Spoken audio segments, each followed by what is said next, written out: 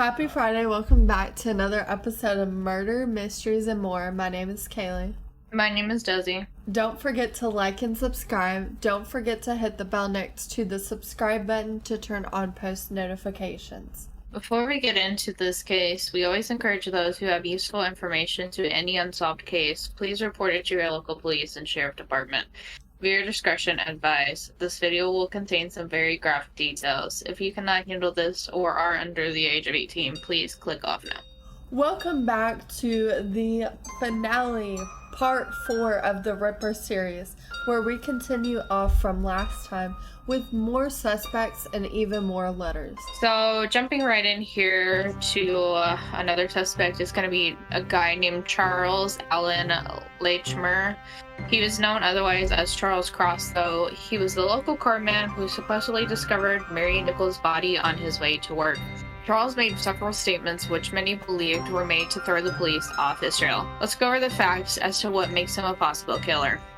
He was walking in the area at the time. Specifically, he was walking towards the location where the murder occurred. Robert Paul, the second person to arrive on scene, recalls that he actually interrupted Charles in the act of murdering Mary Nichols. Charles was trying to cover up some of the wounds on the body that was inflicted when Paul encountered him. The theory goes on that upon hearing Robert's approach, Charles decided to remain at the scene and feign shock instead of fleeing. Charles recalls that he had been walking along the opposite side of Bucks Row, and that he saw something lying in the gateway and had only gone as far as the middle of the road. What's even more suspicious is that Charles gave the police a fake name, Charles Cross. He did, however, give the police the correct address and place of employment. Charles was also a local man, and on his route to work, it would take him about 40 minutes to walk on foot. This is a quote from the Daily Telegraph. All the subsequent murders took place between his home in Doveton Street and Bethnal Green and place of work in Broad Street at times when he would have been walking to work. End quote. Charles also lied about a policeman already being on the scene of Mary Nichols' murder. There is no evidence, concrete evidence, supporting that Charles did it, though. The only evidence we have is circumstantial. Now, I do want to shout out to this person. Thank you for commenting. And their name is Lyndon CMP 5751, and this is what they commented on my first video. In case you didn't know, the Charles Cross who was found Polly Nichols' body has become a prime suspect in the recent years. He didn't give his real name. His real name was Charles Lechmere. A second man who came along behind him actually saw Lechmere alone and acting suspiciously right next to the body of Polly at or near the time of her death, and with nobody else in sight or sound. Strangely, Lechmere then walked with Robert Paul along Hanbury Street when the most direct route to his Pickford's workplace would have been along Old Montague Street. Annie Chapman was killed at 29 Hanbury Street a week later, roughly the same time Charles Lechmere walked past that address a week before. The police were clueless and never investigated Lechmere. They go on to say there's so many red flags against him, and they say he's definitely the only suspect seen lingering alone by the body of one of the victims.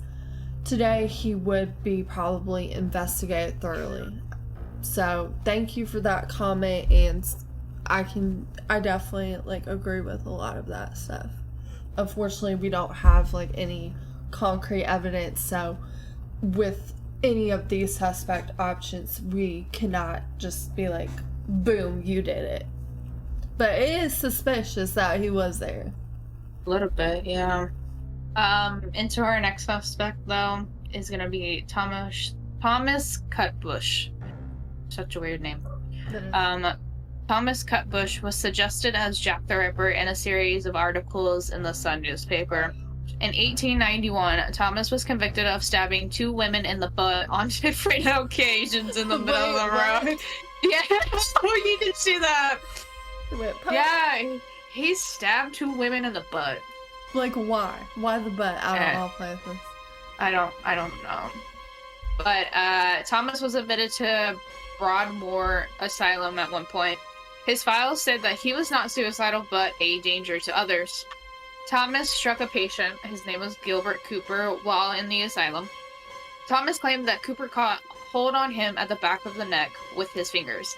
The attendant in charge at the time stated otherwise, stating that Cooper just annoyed him.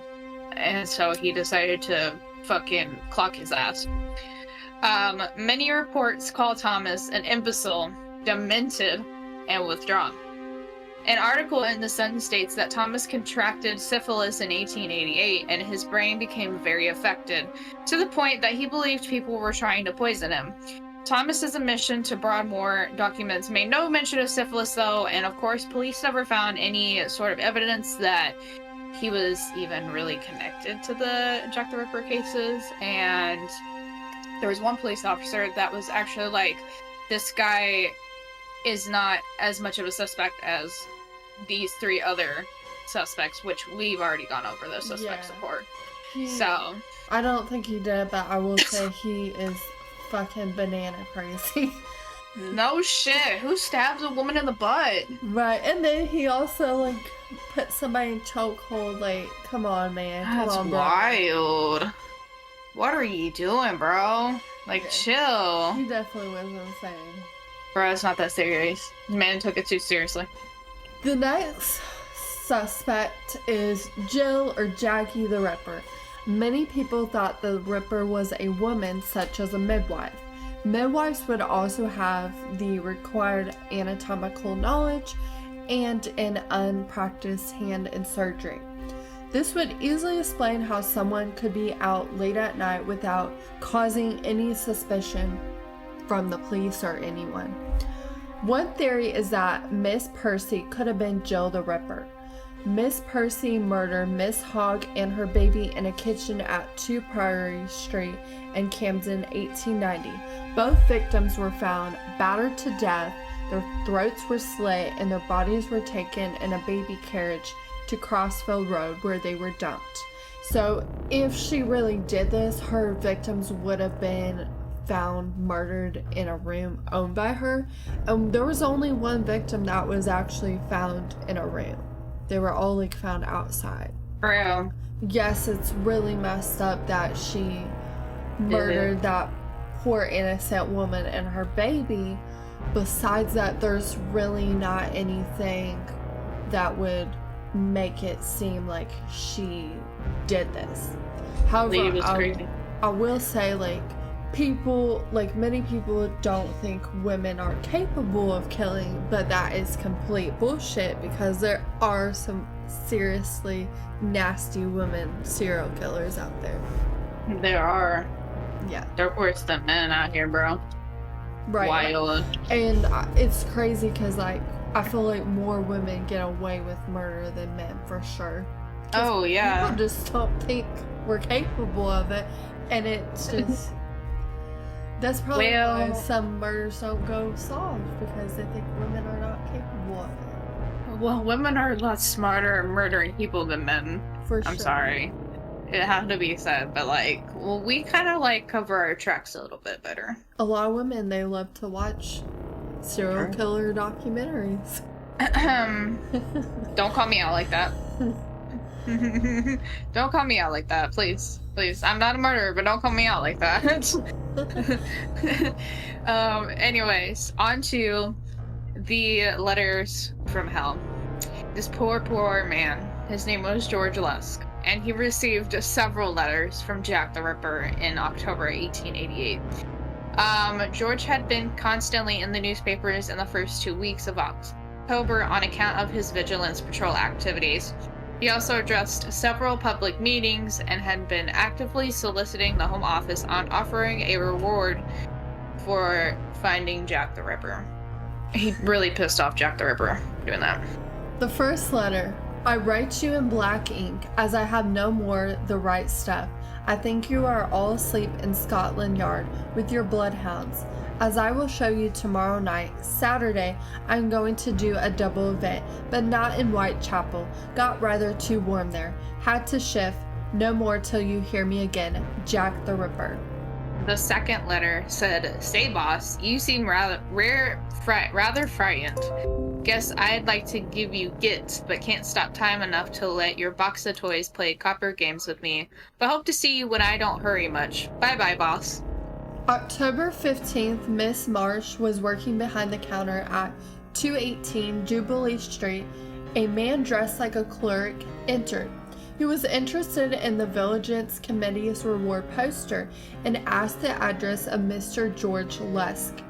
Miss March told him to ask the nearby Crown Pub, but the man told her he didn't want to go to the pub. She then proceeded to get out a copy of a recent newspaper and found a report that mentioned his street but omitted his house number. That's creepy. That is hella creepy. Who asked that? Yeah. Bruh. And who even gives the street name? I fucking wouldn't. No. Wild, bro. Wild. The third and final letter that Mr. Lusk ever got from Jack the Ripper. And I don't know why the fuck it's so weird.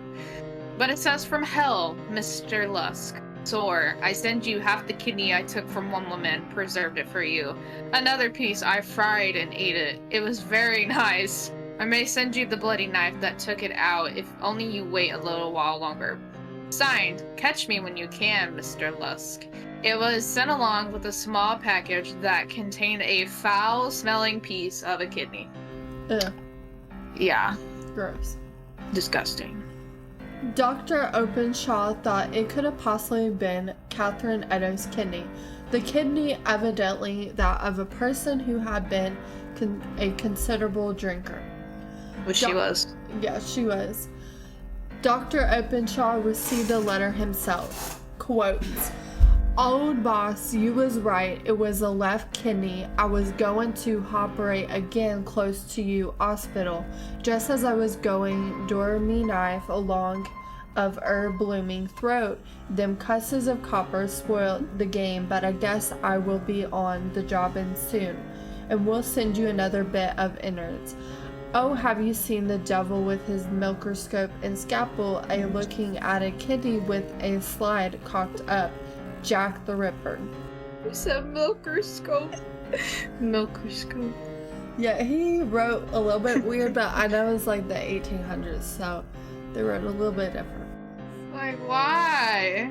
But What the... whoever Jack the Ripper was, he was crazy, so. Oh shit, though. But let's get into our favorite part of the podcast, which is Reddit comments, of course. This one is by Rose_X9. 2 years ago. What is Jack the Ripper's true identity is what the post is called. Now, Crafty Girl 1976 said that his victims weren't all prostitutes. Most were poor women sleeping rough. Also, Dr. Cream was in the US when the killings took place. He was a narcissistic piece of shit who wanted to mess with the police. Try reading these, The Untold Lives of the Women Killed by Jack the Ripper by Hallie Rubenhold, and The Case of the Murderous Dr. Cream. The Hunt for a Victorian-Era Serial Killer by Dean Job. DAJB123 says, such a good book. Victorians labeled any women who had children out of wedlock or had casual sex as prostitutes. And Jack the Ripper. Yeah, and Jack the Ripper is a classic example of the worst of Victorian society. True. Like, R.I.P. Yeah. And then Pushin' Kitty Pill says, Annie Chapman's story from the 5 is especially heartbreaking. Her family and friends went to great lengths to get her treatment for alcoholism. It was clear that she had people who loved her very much, but could no longer deal with her addiction. And yeah, addiction's very, it's very serious. It is sad whenever people fall victim to it. Very sad. But it happens. Unfortunately. Yeah, it doesn't help that there's just this stigma around being cool and drinking. Yeah, no, it turns into a big problem for a lot of people because they, you know, alcohol is addicting, and also a lot of people have those type of genetics that predispose you to being an alcoholic because your entire family was alcoholics before you. Yeah, it sucks. Proper Nectarine 69. I don't know. DK. DK. Popsy 13. Good conversation starter. Love that. A lot of people are saying they think Charles Cross did it. Yeah. Individual study says I read some theory that it might have been a woman who worked as a midwife. Everybody was looking for a guy, and this woman was just laughing at them. Oh, this one's interesting. It's because Lucky Worth says it's because they tested one piece of clothing of one victim and there was female DNA. But it means nothing. The crimes are all very brutal, and the women, despite being smart ladies who knew how to survive in the streets, were quickly overpowered. And then someone goes on to say, but women aren't strong enough, in quotations. So it was absolutely a man who did it. It was the 1880s, 1890s, so... Someone's coolest name here says, I like the theory of Joseph Silver, which I haven't heard this one. Perhaps the killing stopped after he jumped ship to the colony. Lots of circumstantial evidence, but still an interesting theory. Joseph Silver, 1868-1918, also known as the King of Pimps, was a man who terrorized women in Johannesburg, South Africa during the late 19th century and early 20th century. Yeah. Interesting. This one says deleted. The H.H. Holmes theory has been intriguing. The show about the guy who's related to H.H. Holmes and how he thinks he may have been Jack the Ripper is pretty good. And Trash of a Girl says they had two completely different motives. If it makes no sense, if anything, it makes more sense that Jack the Ripper would be the Axeman of New Orleans. Oh yeah, we covered that. Yeah, we did cover that case. It's wild. Yeah, wild, right? Okay, so the next post is by Cobain is DED. Oh my gosh, people. Oh no! Did it ever occur to anybody that Jack the Ripper could have actually been several people working together? I did mention in the last video, if you guys watch, I asked if he had an accomplice, so. And then Shake the Gates of Hell. I love that name. Yeah. There have been several serial killers who worked in pairs, but most of the witness account describe a single man.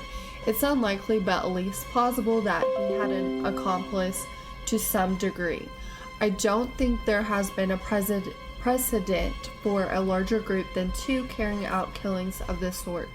Criminal syndicates and state-run assassin groups, Mossad, FSB, etc., don't kill randomly like the Ripper murders, as far as I'm aware. Ooh.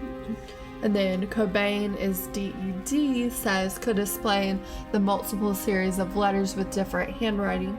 Also, it wouldn't be surprising considering the way that the Whitechapel was with poverty and crime at the time. Very true, though. Winston Smith says that I just seen an interesting interview on YouTube with Randy Williams, who makes the case that Louis Dimeschutz was JTR, aka working as part of a team. One of the world's leading criminologists reviewed his work and said, "You've cracked it." Direct quote, "The Liz Stride murder does seem to indicate the work of a team." It does. Yeah, for sure. A little sus. Weird. Lopsided _bet _2578 says, I think part of why this particular case has remained a mystery is that whoever did it did a good job of keeping their mouth shut and apparently their nose clean after Mary Kelly. It's rare for one serial killer to just disappear and cease operations so abruptly without spilling the beans to someone at some point. Would be even harder for two. That is true, like, after all these murders, it just kind of stopped.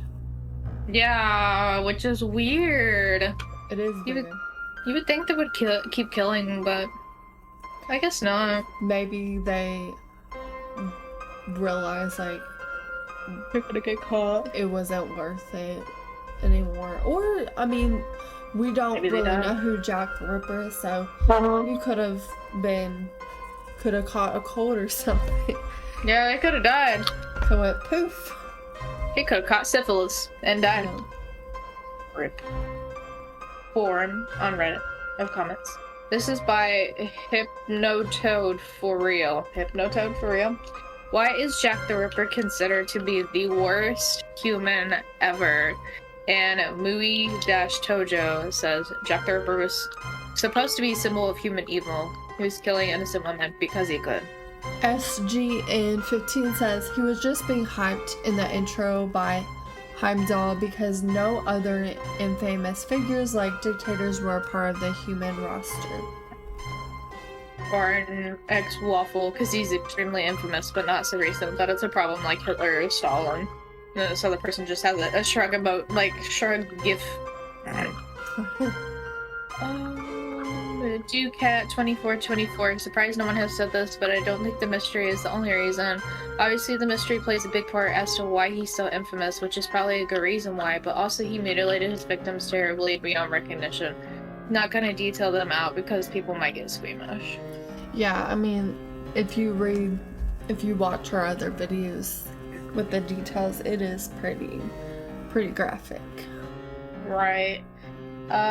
Deleted said it's the reason why Jack does it, not necessarily his kill count. He was gifted by the gods with the ability to see people's emotional state and purposely tries to manipulate and drown them in fear before he kills them for his distorted pleasure. He's not the worst, but what he stands for is. Jack the Ripper will always leave us with endless questions for everyone who knows its origin. This will forever be unsolved unless technology takes us far enough to solve it, or if we get some magical time machine then we can go back in time. Bruh, if we get a time machine, I'm going back and I'm getting fucking rich. I ain't worried about Jack the Ripper. No. Yeah, my point exactly. I'm trying to get rich. Go to the pyramids. Fuck yeah! Have them cats bowing to me, bro. But thank you for listening to another episode of Murders, Mysteries, and More. Join us next week for another exciting case. As always, remember to keep your eyes open. You never know when you'll turn out to be the next Jack the Ripper.